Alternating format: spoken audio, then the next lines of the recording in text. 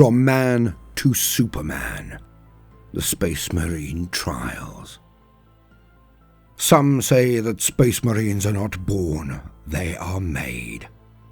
But this is a lie. Each and every one of them is a titan, a hero. At any other time in history, they would be a figure of legend. They would be exceptional wherever they trod, even if they were refused to change. If they never received the gene seed, never were gifted the warplate, nor chainsword, or even holy bolter. For all the quadrillions of humans amongst the million compliant stars of the Imperium, they are the best humanity can offer. They are the brave, they are the bold. They are our protectors and defenders. They are our greatest warriors, our greatest generals. Where others say it cannot be done, there will you find them, ever victorious. Where others say they fear to tread, there will you find them, fighting under the darkest skies. They are the Emperor's angels of death, and they know no fear. Welcome, gentle listener, I am Baldermort, your faithful servant, and I wish to introduce you to the factions, forces, and formations of the Warhammer 40k setting, the grim darkness of the far future, where there is no time for peace. There is only time for war.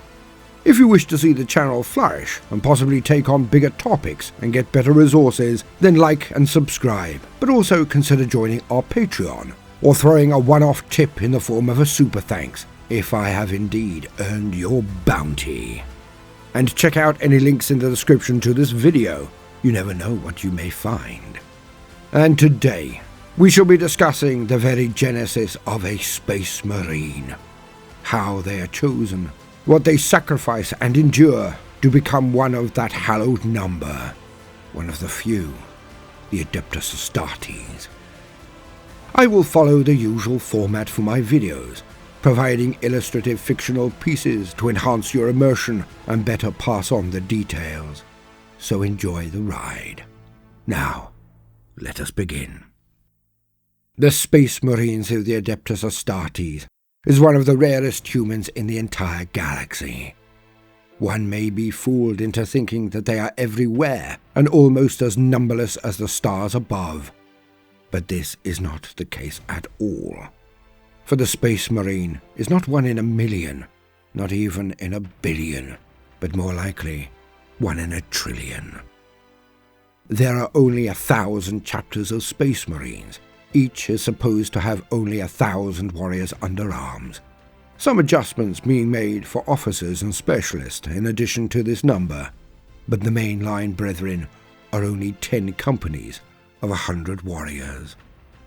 Thus, most often, there are only 1 million Space Marines in the entire Imperium, give or take, and there are over 1 million worlds in the Imperium of mankind.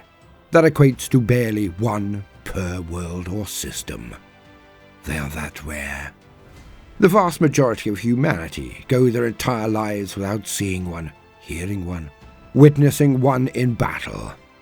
Yet they are the reason that the Imperium can win battles against insurmountable odds, or against terrible alien Xenos races, seemingly bred for war, or those beings who creep from the other realm and attempt to destroy reality. The Imperial Guard, the Astra Militarum, fight the wars, but it is the Space Marines who win the most important and hard-fought battles.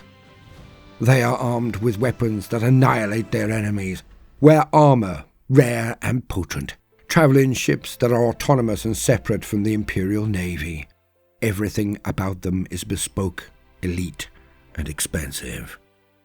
For this reason, any male who is accepted by a fraternity of Space Marines must be of such caliber as to deserve the investment in time, effort, skill, and equipment. They must be the best humanity can offer in every single regard. And these traits must be tested in the trials. Those who come to the trials are known as aspirants. Alas, The barbarity that is inflicted on the aspirants is of such ferocity it acts as any other rite of passage. To be so terrible as to know that nothing the enemy will ever do to you can even compare. It will be the lowest point of any man who attempts them, though man is a strong word. For the aspirants are almost universally youths, if not boys. And this is done because the augmentation that will be given to the aspirant will change them irrevocably, even on the cellular level. And adults who have entirely passed puberty are unable to adjust to the changes wrought by the implantation of the gene seed and other organs that power the body and mind of the Astartes. Hence, when a male child goes into the trials, they must be between the ages of 10 and 14. Sometimes there are exceptions, whereas someone older has passed the trials, but they must still be in the middle of their growth, not at its end, for the process of implantation and transformation to take hold. And when you know this, the trials are even worse than one initially thinks. These are not warriors and men who are performing these acts, passing these tests. They are boys. But the survivors are up to the challenge, or they were never meant to be amongst the ranks of the Marines. The Space Marines must be the peak of physical strength, speed and endurance, but that is usually only the beginning of the testing. For the Space Marine must also be iron-willed, unwavering, and utterly without fear. Their souls must be unblemished by the touch of chaos or any form of corruption. Their intellect must be sharp, their senses keen, and their drive, determination, and concentration must be beyond the ken of mere mortals. Most of the boys who go to a trial do not survive. Most. Even on technologically or culturally advanced worlds, which it is intensely rare to recruit Astartes from, the death toll amongst aspirants is ghastly. Now, statements are helpful, but let us have a wee tale to underscore the situation. From the Bold Library, Hardened.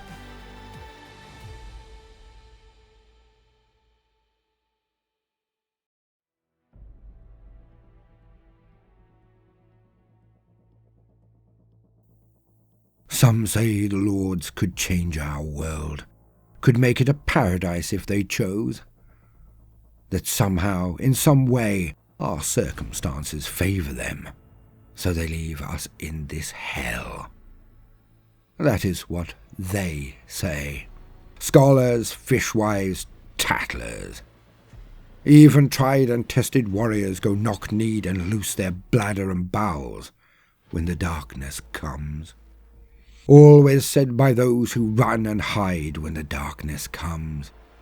My elders and supposed betters, those who die a million deaths, fitted their own shadows, gasping and jumping at the buffeting door, the bark of dog. Young as I am, I still pity them. I have squired under the Earl. I have tilted at men full grown, unhorsed them, taken them in the melee. Warfare is wit and will. Strength helps, but it is not the deciding factor. Nor size for that matter. Never that. But I am his chosen. I am his sword. I hardened my knees and soul on the cold tiles of the sanctum, head bent in prayer before him. I hardened my arms and back in the sheds, mucking out and moving, working when others reclined. I hardened my wit and mind with learning, memorizing every word, absorbing where others nodded along.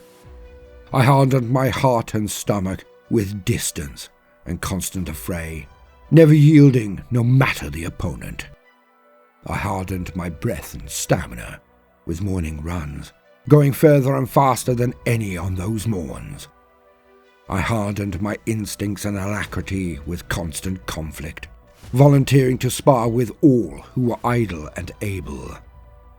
My work gained me gratitude, which gained me meat, which gained me strength. Still ravenous, I hunted to supplement my meals. Hard. I would be as hard as this world. harder. I had been on one hunt before. A darkling had culled cattle, but we knew them. I knew all of the tales backwards. How it started, how it progressed. Its greed for blood would rise, and soon cattle would not be enough to sate it. We left at night, where they dwelt. Armoured as we were, it was all strapped and clothed. No torches, no light, no noise. Tracking it was easy by the 2 moons' light. Huge pause on this one. The Earl brought his mighty spear, light of day, and led from the fore.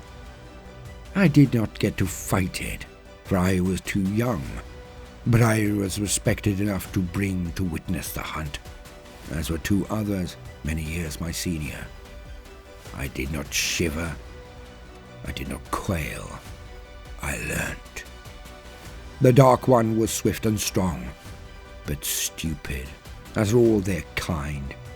The expert assault of the Earl and his knights put pay to the Darkling swiftly. Even so, 2 men were taken by its claws and more. One of the other onlookers lost their bladder. I drank it in. Not yet grown, my future was assured. Then, a howl of panic as the moons were swallowed in darkness. Many gave call to the Emperor. I watched, calmly. It was not the moons who had gone, for in the distance I could see their light illuminating the treetops. Something was above us. They had come, the great knights, the angels. The next days were a blur. Down they came in their chariots of steel, Goliaths in armour that could ward against a greater darkling's barbs even. Myths made flesh and blood before us. A banquet. Then the Lord spake with the Earl. From across our realm they came, and in mere days a tourney took place. A special one, as outlined by the great knights. Boys and squires, none above 10 and 4 years could take part. 10 and 2, I begged the leave of my Earl to take part, a request he granted with great solemnity. It all began with a grand melee. Hundreds had come from wide and far, brought by the great knights in their flying chariots. Broken into 4 battle groups, we launched into each other. I took the lead swiftly, carving a trench through one battle group, then another. My own age, few were taller. I made each strike a sacrament to the Emperor. I cleft and blocked, parried and punched, deftly destroyed all before me. Most of them were skilled, but they were not hardened. The weapons were not blunted. The brawl was bloody. Quarter was neither asked nor given. On it went. None knew the conditions of victory, so on and on it went. Slicked with blood, barely standing, a mere 2 of us remained stood when the great knights indicated that the fanfare be played. Many had been maimed, many more were dead. Those who remained were the hardened, or so they thought. More tests proceeded, and with each one, the cohort of aspirants shrunk more. Running, wrestling, and the sweet science, pugilism. Then the blade. I did what needed to be done, when it needed to be done. I took the lives of 2 more squires. The great knights permitted the aspirants to try until the very end. In rare cases, had it proven to be the difference from an early lead to a total defeat. But mostly, the result was decided swiftly, to the very end. And the wait was finally over. The great knights stated they would leave on the morrow and take the successful aspirants with them. There was but one more test to pass. Only a dozen of us remained at this point.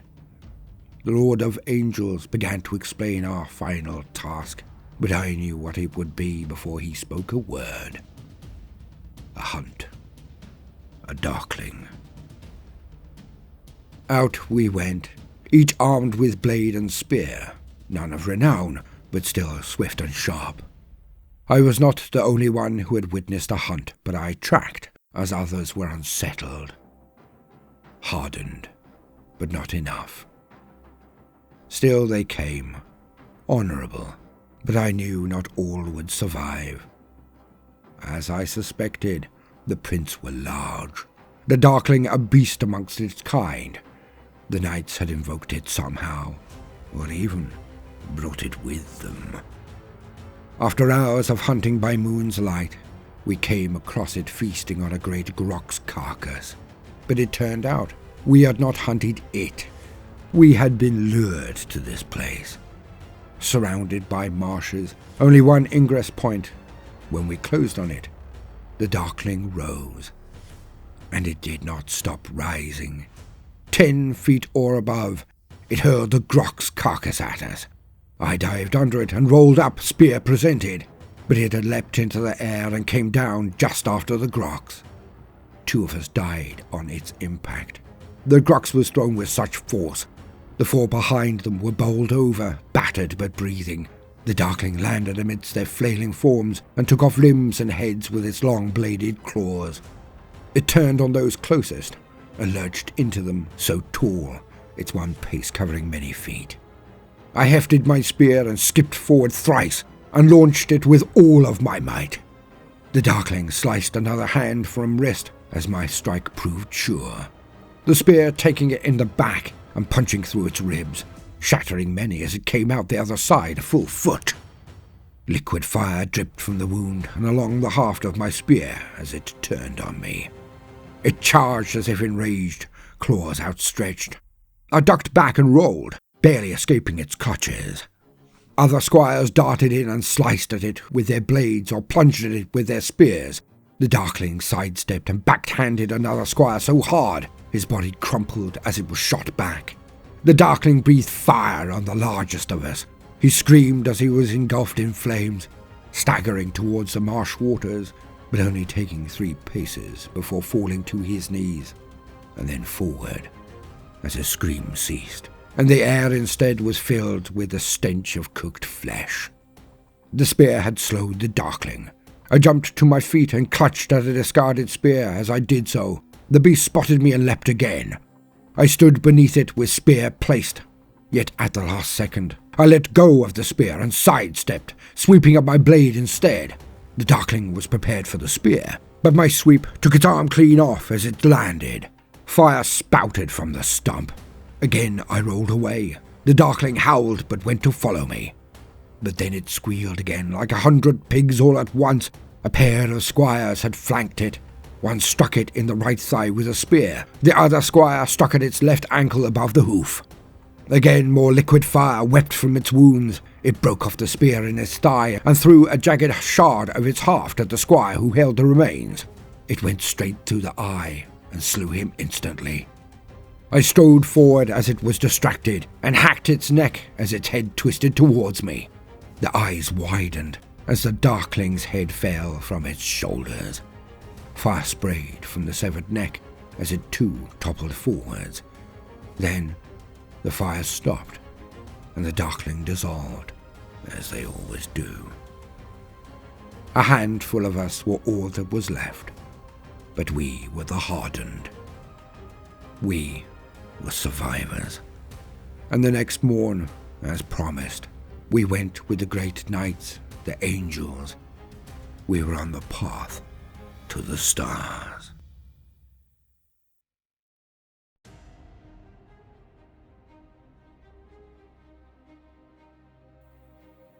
The trials.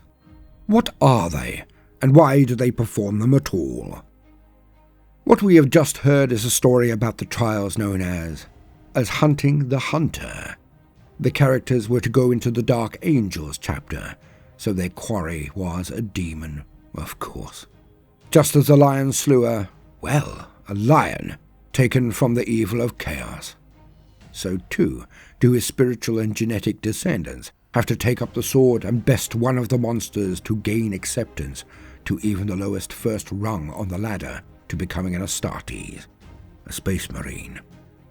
Each of the trials is meant to push the aspirant to the point of exhaustion and desperation, and to then go further. The trials are barbaric, and the death toll is horrific, but it needs to be. To receive the power of a Space Marine's attributes is an honor that cannot be given to the unworthy. It cannot. Because so much rests on the shoulders of those superhumans. But they are superhumans because of who they are, not what augmentations are given to them. They only underline the point, give further cause to the ability and will these rare individuals already possess. The death toll is there for many reasons. For the battlefields that will be faced by the Space Marine can unhinge the weak-minded.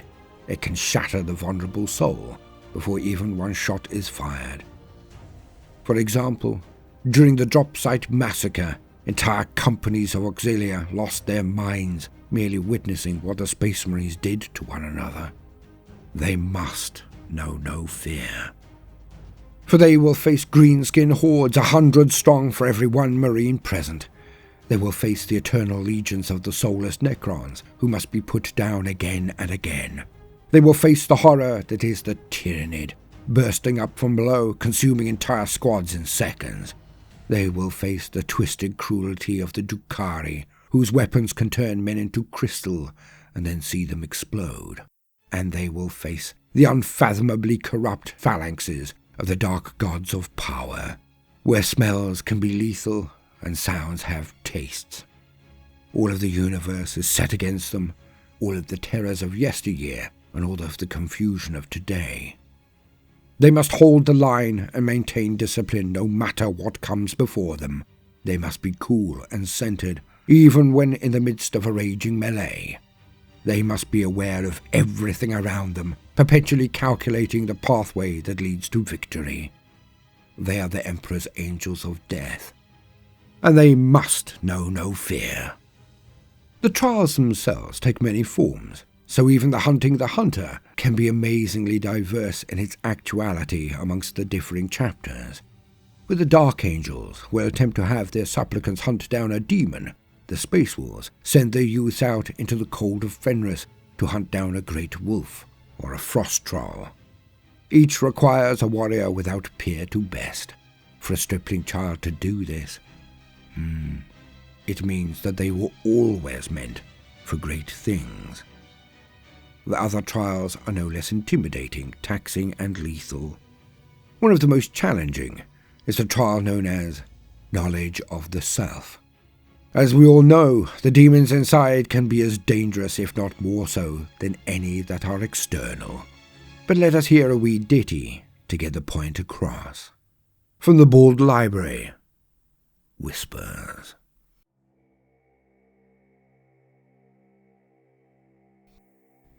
Aspirants knelt as far as the eye could see, hundreds of them in ranks, all equidistant, all 3 paces away from each other.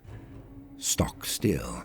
The only things moving down there were the robes they wore, tickled into activity by a playful wind, and the slowly pacing priests walking the lines. What some would call chapter serfs, they knew their role in all of this, and some would cherish it if they were not so devout. This was day 3, a healthy crop. None had yet succumbed. Yet as the days passed, some cried out in cramps, others fell over from thirst, hunger, or simple fatigue. They were dragged from the lines by the priests without ceremony. The crop had been taken from a recently liberated feral world. They were barely better than orcs at first. Even the Templars had to give some the Emperor's peace, but over the weeks they had come to understand, and now the trial was before them. They would kneel, without moving, without food or succor, rest or replenishment, until they had done their duty. After 5 days, there were still many knelt in place, giving homage to the God Emperor. But now, as their minds swam and their senses betrayed them, the priests began their true purpose, and the ministry began the true trial. The priest stopped at each figure and spat words of accusation, challenges to purity, demands for proof of faith and loyalty. They wove their words like artists and painted horrors in the minds of the supplicants. Over time, the supplicants saw what they were told to see, to feel what they were told to feel. "Give up. You are weak," the priest whispered. "Just lie down for a minute, and all of this will end. Just lay down and sleep." Many did. Many broke. Some even died. But many did not. It ended at day 7. The crop would be large. And this was the way of the eternal crusade.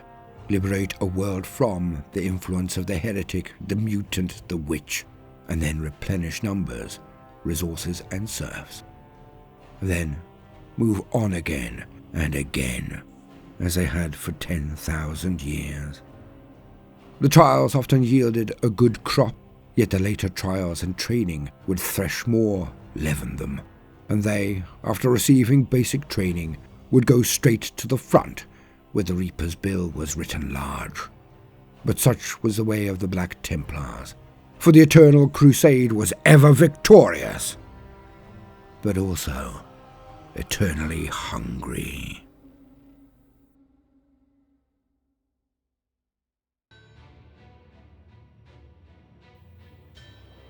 The trial of knowledge yourself can be done through meditations, drugs, or other chemicals that will bring on a dream-like state. There are as many methods as there are chapters.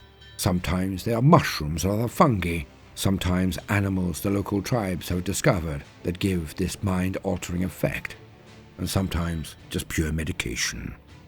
The real trial is to test the aspirant for their inner identity, their core.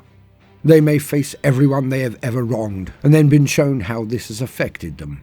They may come face to face with their shadow, all of the mean and nasty things that they attempt to hide from the rest of society.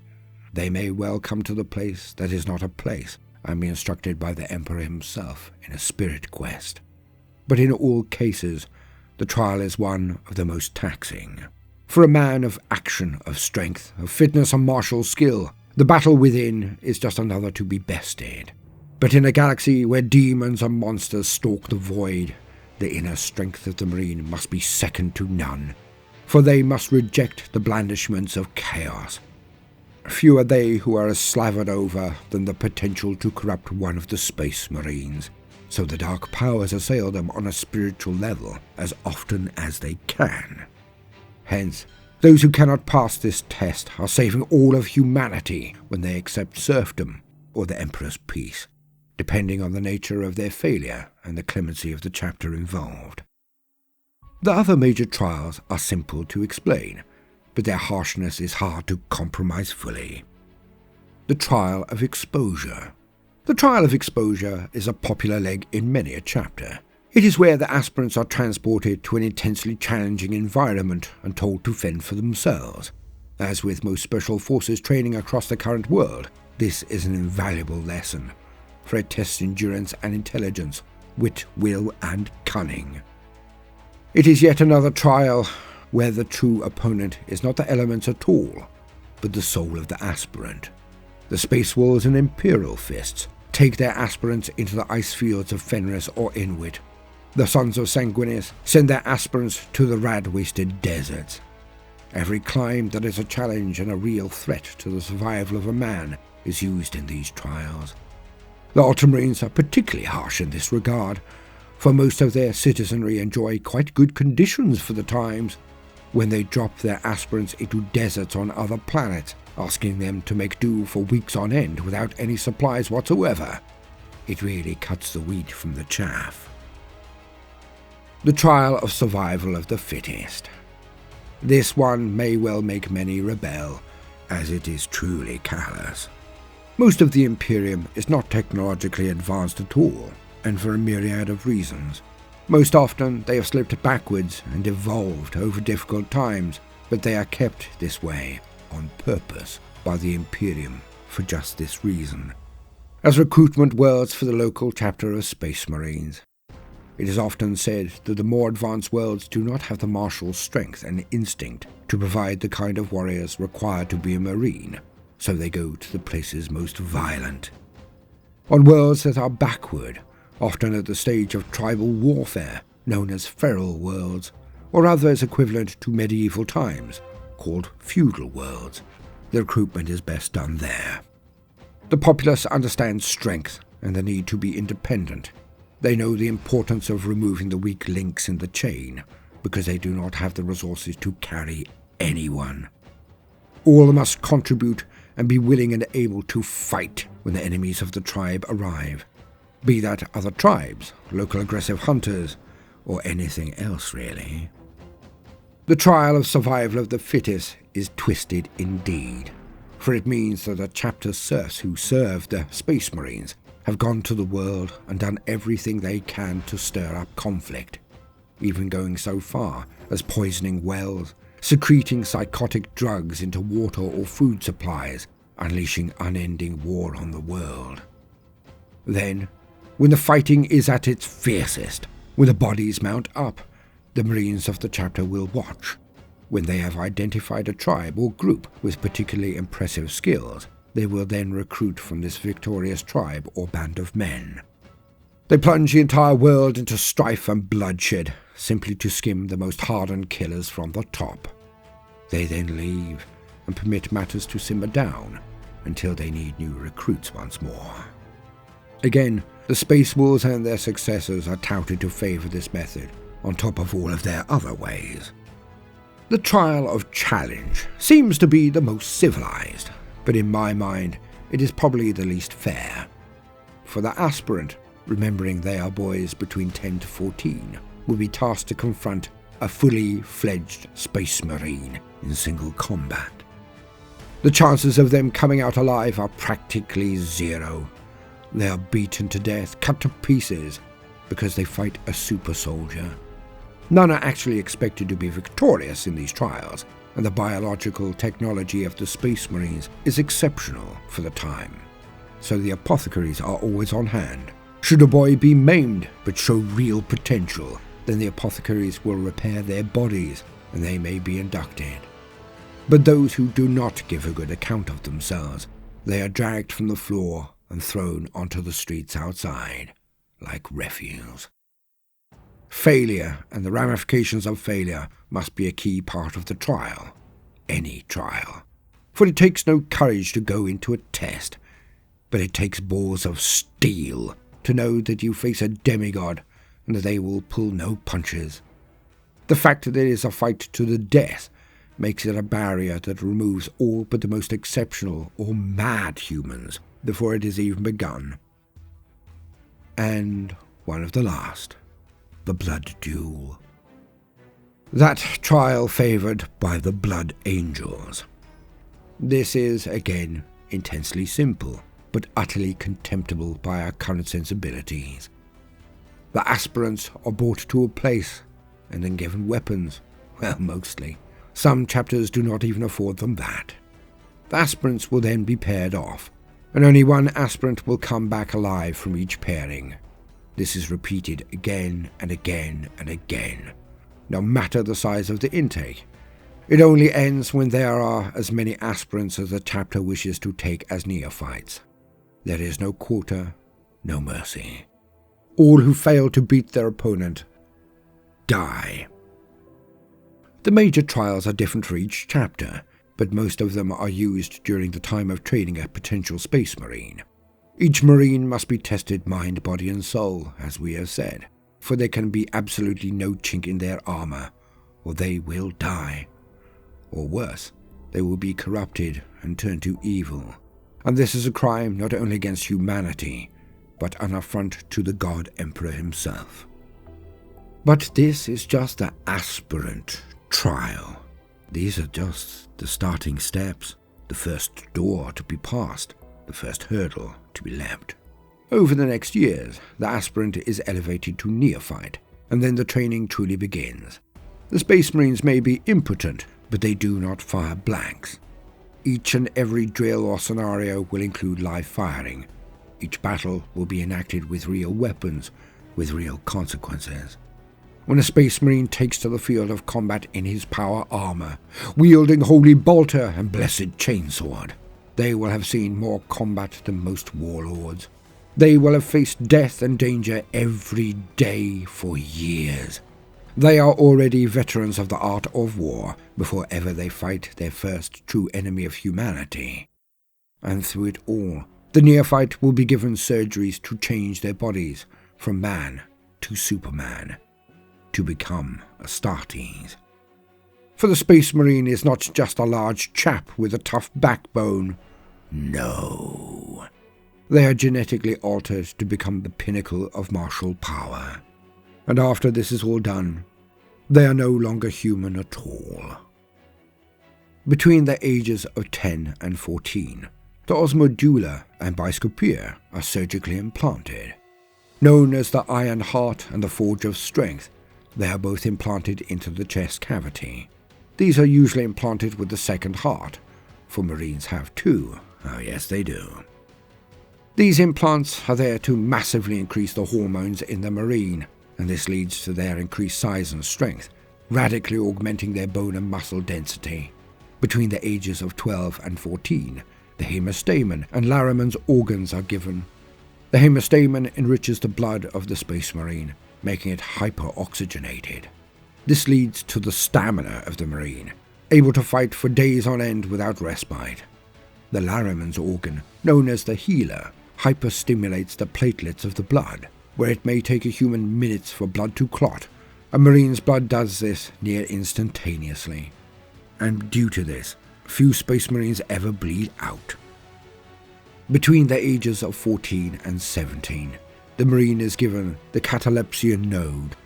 This is a brain implant that radically reduces the need for mental rest. The Marine can go into a state where one half of their mind rests, while the other maintains alertness. They can then switch.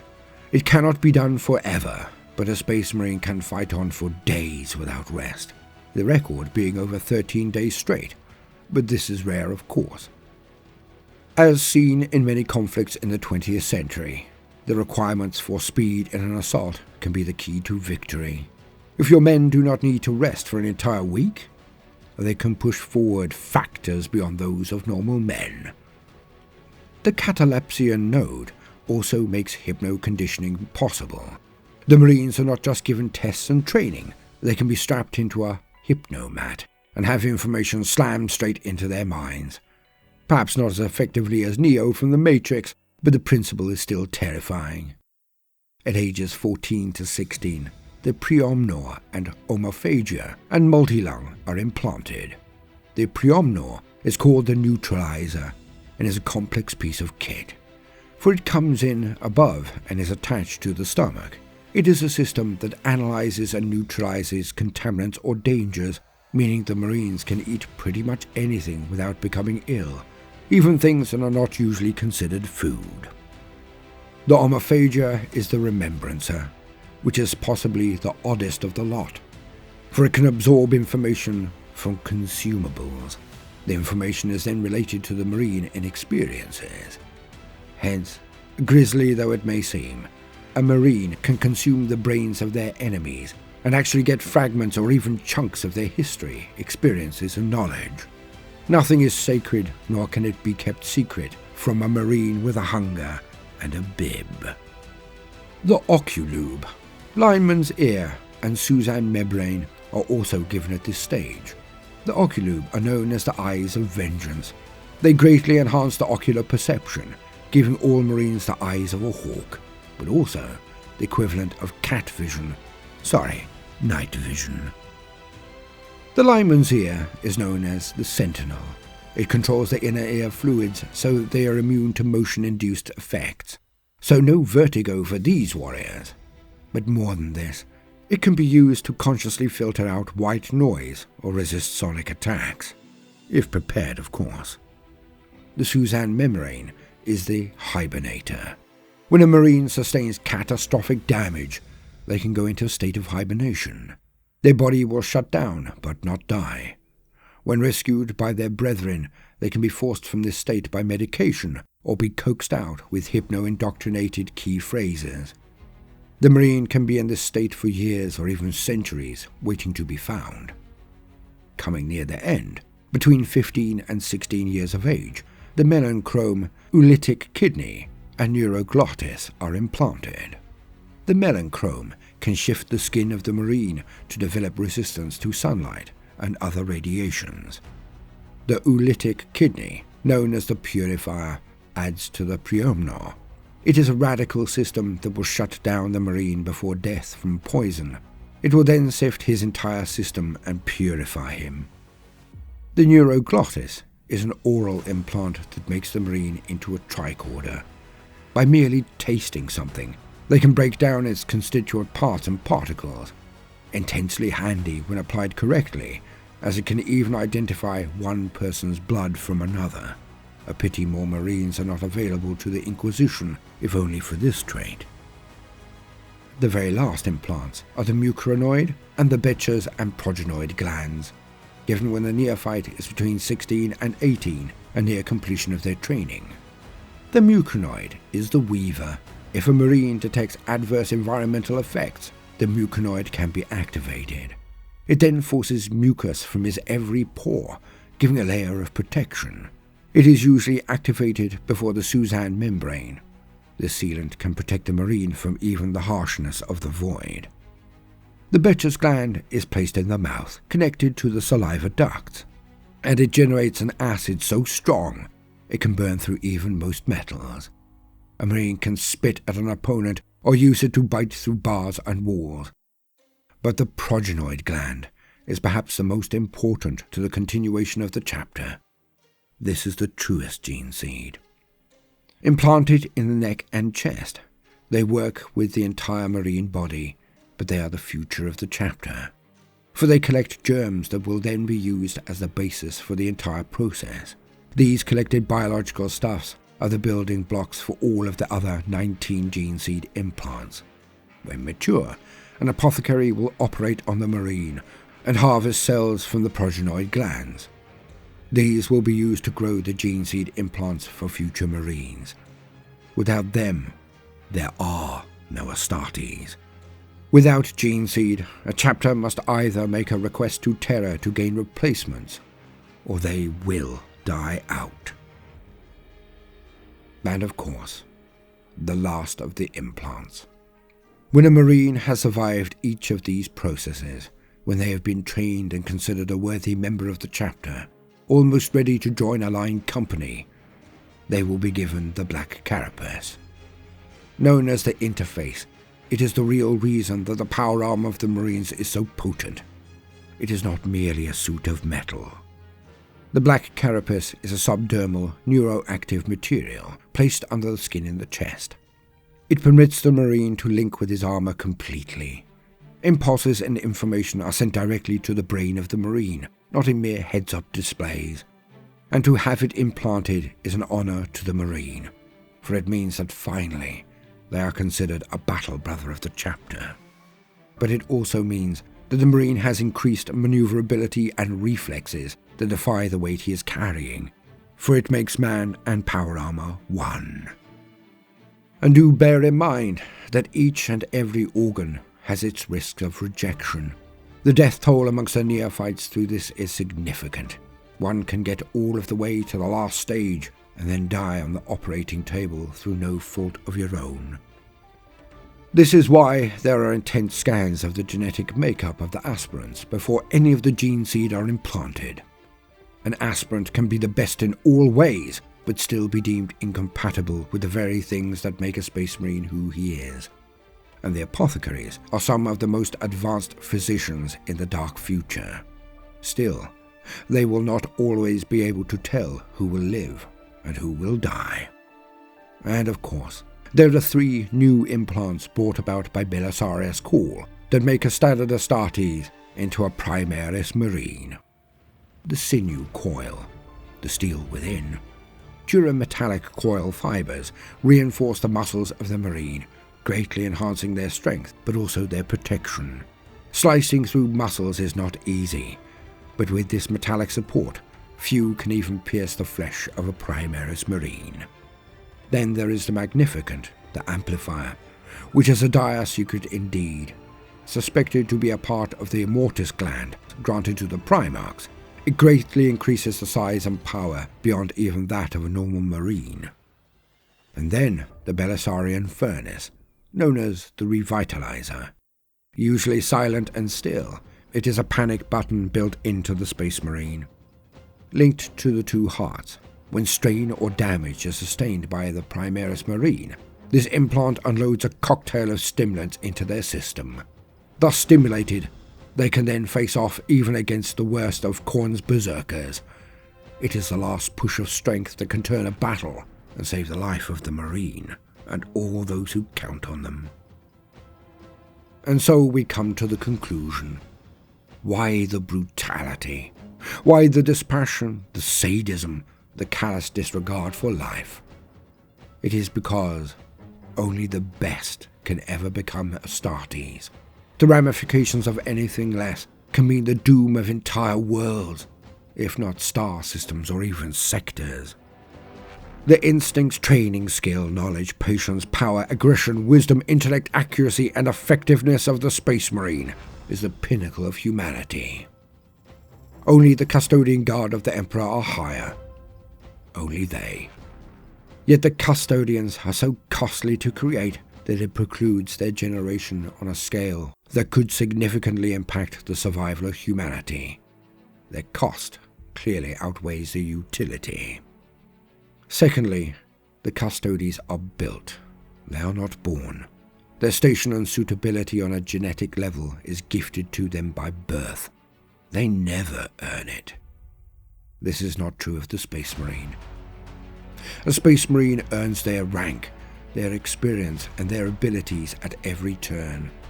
The neophyte who dons the warplate of a full battle brother may only be 18 or even 16, but they have already undergone enough combat to last a lifetime, to be considered true warriors of worth.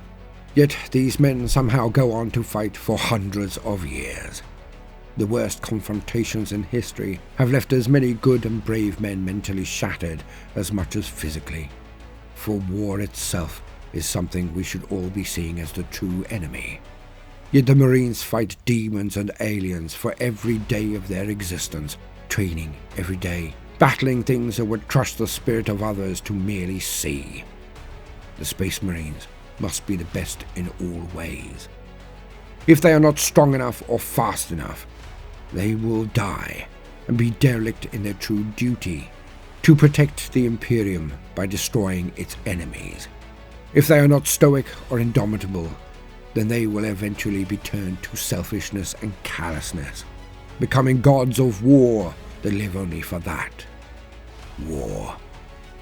So their soul must be as guarded as their body. The Space Marines are the ultimate weapon, but only because they are the pinnacle of the race. Without them, the Great Crusade would never have succeeded. The Imperium itself would not exist. It was the Space Marines and their mighty fathers, the Primarchs, that conquered the galaxy. And without them, humanity would be wiped out in mere centuries. I have been Baldermort, your faithful servant. Like and subscribe, and tip with a super thanks if you think I've earned your bounty this day. But most importantly of all, no matter what you do today, do try to make some time for fun. Toodaloo.